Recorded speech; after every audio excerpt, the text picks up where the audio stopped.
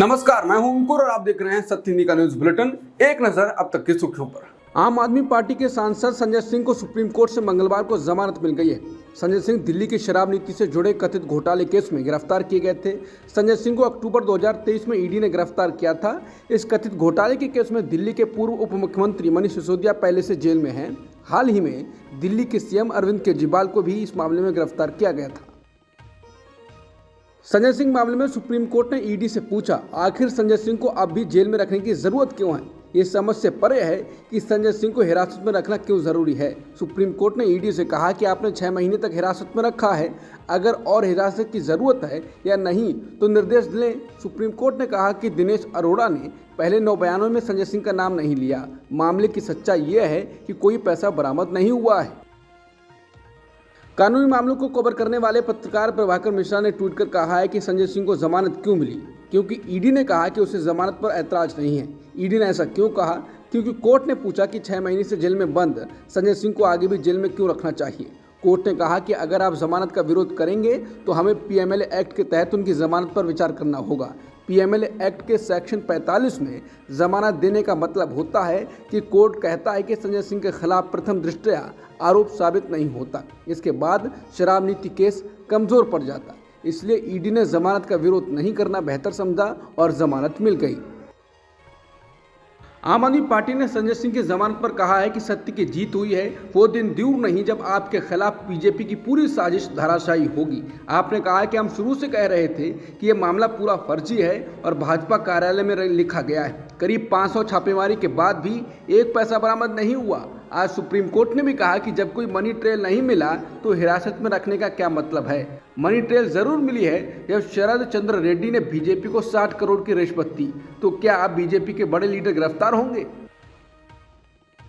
संजय सिंह को जमानत दिए जाने के बाद उनकी मां राधिका सिंह ने समाचार एजेंसी एनआई से बात की। राधिका सिंह ने कहा कि बहुत खुशी की बात है, इसी का इंतजार था। सुप्रीम कोर्ट को बहुत धन्यवाद, दिल से बहुत खुश हूँ। मैं तो माँ हूँ, हमको पूरा भरोसा था कि मेरा बेटा निर्दोष है, ईमानदार था, उसे तो ले ही नहीं जाना चाहिए था। आज उतनी ही खुशी मिली है जितना उस दिन दुख हुआ था। अब मुश्किलें कम होंगी, मुश्किल टल जाए, ये बहुत बड़ी बात है। वो बोली, आज मेरी खुशी के आंसू निकल रहे हैं, मैं बहुत खुश हूँ। केजरीवाल सरकार के मंत्री आतिशी ने कल कहा था कि वो आज बड़ा खुलासा करेंगी और उन्होंने बड़ा दावा किया भी है। उन्होंने एक प्रेस कॉन्फ्रेंस में दावा किया है कि बीजेपी ने उनके करीबी से संपर्क किया था और पार्टी में शामिल होने का ऑफर दिया था। आतिशी ने कहा कि उन्हें कहा गया कि अगर वो बीजेपी में शामिल नहीं हुई तो उन्हें 1 महीने में गिरफ्तार कर लिया जाएगा। आतिशी ने कहा कि बीजेपी आम आदमी पार्टी को कुचलना चाहती है। आतिशी ने कहा कि बीजेपी ने अब मन बना लिया है कि वो आम आदमी पार्टी को खत्म कर देना चाहती है। आतिशी ने कहा कि आम आदमी पार्टी के शीर्ष नेताओं को गिरफ्तार किया जा चुका है। पहले सत्येंद्र जैन को गिरफ्तार किया गया, फिर मनीष सिसोदिया, संजय सिंह और मुख्यमंत्री अरविंद केजरीवाल को गिरफ्तार किया गया। आतिशी ने कहा कि अब उन्हें भी गिरफ्तार किया जाएगा। इसके साथ ही सौरभ भारद्वाज, दुर्गेश पाठक और राघव चड्ढा को गिरफ्तार किया जाएगा। आतिशी ने कहा कि अब मेरे घर में ईडी की रेड होगी, मेरे रिश्तेदार के घरों में ईडी की रेड होगी, हमें समन जारी किया जाएगा और जेल भेजा जाएगा, लेकिन हम डरने वाले नहीं हैं, हम संविधान और देश बचाने के लिए लड़ेंगे। आतिशी के दावे पर दिल्ली बीजेपी चीफ वीरेंद्र सचदेवा ने आतिशी को घेरा है। उन्होंने आतिशी से सबूत देने की चुनौती दी है कि उनसे बीजेपी में शामिल होने के लिए संपर्क किया गया था। उन्होंने कहा कि सबूत दें, नहीं तो कानूनी कार्रवाई के लिए तैयार रहें। पतंजलि के झूठे विज्ञापन मामले में आज सुनवाई के दौरान बाबा रामदेव पेश हुए। इसके अलावा पतंजलि आयुर्वेद के एमडी आचार्य बालकृष्ण भी सुप्रीम कोर्ट में हाजिर हुए और कोर्ट ने दोनों को कड़ी फटकार लगाते हुए कहा कि कोर्ट को गंभीरता से लें, कानून की महिमा सबसे ऊपर है और आपने सारी सीमाएं लांघ दी हैं। कोर्ट ने फटकार लगाते हुए कहा कि आपकी माफ़ी काफ़ी नहीं है। जब सुप्रीम कोर्ट में सुनवाई चल रही थी और पतंजलि विज्ञापन छापे जा रही थी, सुप्रीम कोर्ट ने कहा कि अदालत के आदेशों को हल्के में नहीं लिया जा सकता। देश सेवा का बहाना मत बनाइए, अदालत को गंभीरता से लें। सुप्रीम कोर्ट ने तल्ख टिप्पणी करते हुए कहा कि आपकी ओर से आश्वासन दिया गया और उसके बाद उल्लंघन किया गया, ये देश की सबसे बड़ी अदालत की तौहीन है और अब आप माफ़ी मांग रहे हैं, ये हमें स्वीकार नहीं। आपने एक्ट का उल्लंघन कैसे किया? आपने कोर्ट को अंडरटेकिंग देने के बाद भी उल्लंघन किया। आप परिणाम के लिए तैयार हो जाएं। सुप्रीम कोर्ट ने पतंजलि की माफ़ी को स्वीकार करने से इनकार कर दिया है। कहा यह महज दिखावा है। कोर्ट का कहना है कि हम इस माफ़ी को स्वीकार करने को तैयार नहीं हैं और ये बेतुका है। सुप्रीम कोर्ट ने बाबा रामदेव पर टिप्पणी करते हुए कहा कि आप चाहे कितने ऊंचे हों, कि आप कानून से ऊपर हैं। कानून की महिमा सबसे ऊपर है। कोर्ट ने कहा कि जिस हलफनामे के जरिए माफी मांगने या खेद जताने की बात कही जा रही है वो अब तक हमें नहीं मिला है। सुप्रीम कोर्ट ने बाबा रामदेव और बालकृष्ण को चेतावनी दी कि वो गलत हलफनामे दाखिल करने को लेकर कोर्ट की कार्रवाई का सामना करने को लेकर भी तैयार रहें। सुप्रीम कोर्ट ने हलफनामे में गलती बताते हुए कहा कि ये परजुरी केस है। रामदेव के वकील को कहा कि आपने हलफनामे में सही तथ्य नहीं रखे हैं। अवमानना के अलावा कोर्ट में झूठा हलफनामा देने का केस भी चलाएंगे। सुप्रीम कोर्ट ने बाबा रामदेव और आचार्य बालकृष्ण को 1 सप्ताह में हलफनामा दाखिल करने का अंतिम अवसर दिया है। सुप्रीम कोर्ट ने बाबा रामदेव और बालकृष्ण को सुनवाई की अगली तारीख 10 अप्रैल को उसके समक्ष उपस्थित रहने को कहा।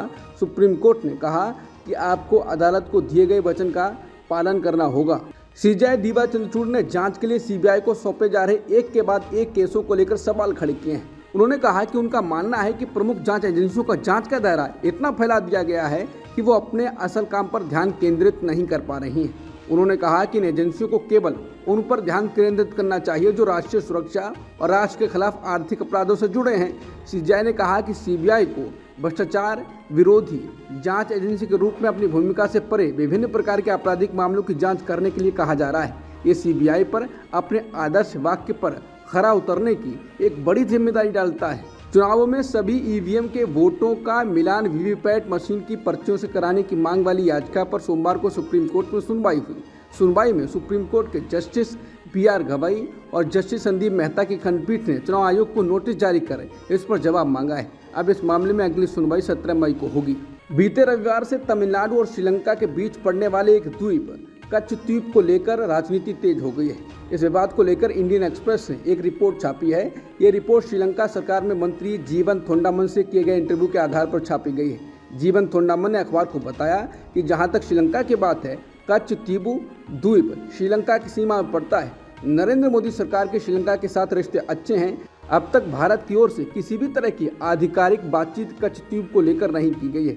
अगर इस तरह की कोई बात की जाएगी तो विदेश मंत्रालय उसका जवाब देगा। श्रीलंका की ओर से यह बयान तब आया है जब एक दिन पहले ही विदेश मंत्री एस जयशंकर ने कच्छ द्वीप को लेकर प्रेस कॉन्फ्रेंस की थी और बीजेपी के उस दावे को और मजबूत कर दिया था जिसमें कहा जा रहा है कि साल 1975 में इंदिरा गांधी सरकार ने कच्छ द्वीप श्रीलंका को दे दिया था और इस बात को छिपाए रखा।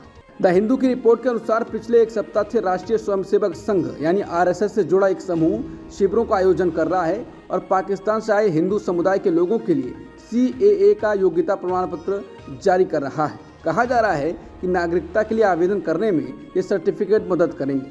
सीमाजन कल्याण समिति जो पाकिस्तान की सीमा से सटे इलाकों में काम करती है, इस समूह ने जैसलमेर, बाड़मेर, जोधपुर में 300 लोगों की डॉक्यूमेंट अपलोड करने में मदद की है। पाकिस्तान के रक्षा मंत्री ख्वाजा आसिफ ने भारत में चुनाव के बाद भारत के साथ रिश्ते बेहतर होने की उम्मीद जताई है। आसिफ की टिप्पणी सिंगापुर में विदेश मंत्री एस जयशंकर के उस बयान के कुछ दिनों बाद आई है जिसमें उन्होंने कहा था कि पाकिस्तान लगभग इंडस्ट्रियल लेवल पर आतंकवाद को प्रायोजित कर रहा है और भारत का मूड अब आतंकवादियों को नज़रअंदाज करने का नहीं है और वह अब इस समस्या को नज़रअंदाज नहीं करेगा। ईरान के रिवॉल्यूशनरी गार्ड ने कहा है कि सीरिया की राजधानी दमिश्क में उनके वाणिज्य दूतावास पर हुए इजरायली हमले में 7 अधिकारियों की मौत हो गई है। वहीं इस हमले के बाद ईरान ने कहा है कि वो इस हमले को अंजाम देने वालों को जवाब देने का हक रखता है। रॉयटर्स के मुताबिक ईरान के विदेश मंत्रालय के प्रवक्ता नासिर कनानी ने कहा, तेहरान तय करेगा कि हमलावरों के खिलाफ किस तरह का जवाब दिया जाए और क्या सजा दी जाए।